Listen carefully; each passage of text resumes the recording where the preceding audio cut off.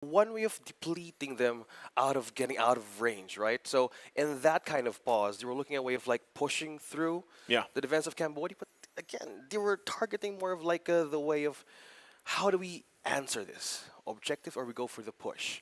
It's just a question, just keep going and going until we see a pause after this game.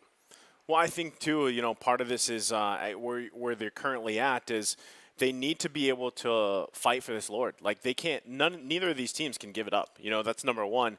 And relatively speaking, like I was saying, economy-wise, they're in a good position to contest it, but both of them. But one thing you have to watch out for, and as we've seen, up to this point, Francis, is the pretty much the split push. And I don't mean to end the game, but just, pushing down the lane while you're focusing on that Lord setup and losing that space to work with, because both teams actually have great push potential, like in the side lanes. They could go that route. But at the same time, as the game goes on further and further, the thing that is worrisome, of course, is whenever you're playing against the Leslie, right? The scaling there is deadly. And there's already, I believe, when we took a look at the item look, for Leslie specifically, you already got Berserker's Fury, you already have a BOD. You're well on your way to, just popping off, basically. So best thing that you can do is contest these objectives. Hopefully you come out on top winning them. But at the same time, right now, I got to say, the XP lane is where I was highlighting before we got to this third game, because that's been the series.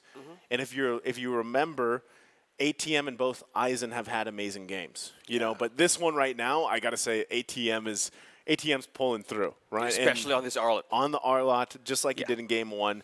So that's the thing. Like, you have to watch out for ATM here.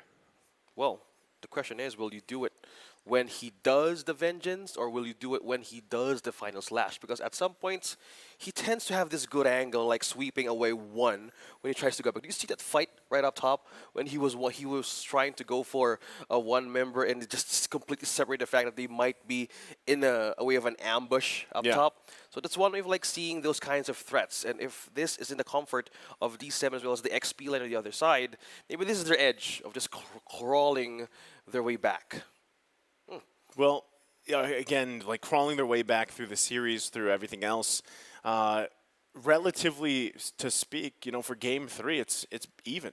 Completely. And game one and game two were different. And I feel like this is, whenever we get to a third game in a series, I feel like that's the story. Like game one was, in favor of this team massively. Game two, massively in favor of this team. But now, here we are, game three. What are we at? 10 and a half? Yeah, 10 and a half minutes, I think, is what we are, before we took this little breather.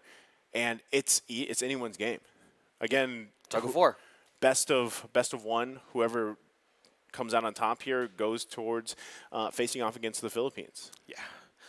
I'm just excited how this game goes, man. Like, seeing them all like try to beat out of the comfort zones and seeing all the ways of like having a perfect avenue, because we see D7 build up the Blade of Heptases from being level 10, and to go back in the game right now, we would see how will they have a space against Mongolia to even secure this one, knowing that they have so much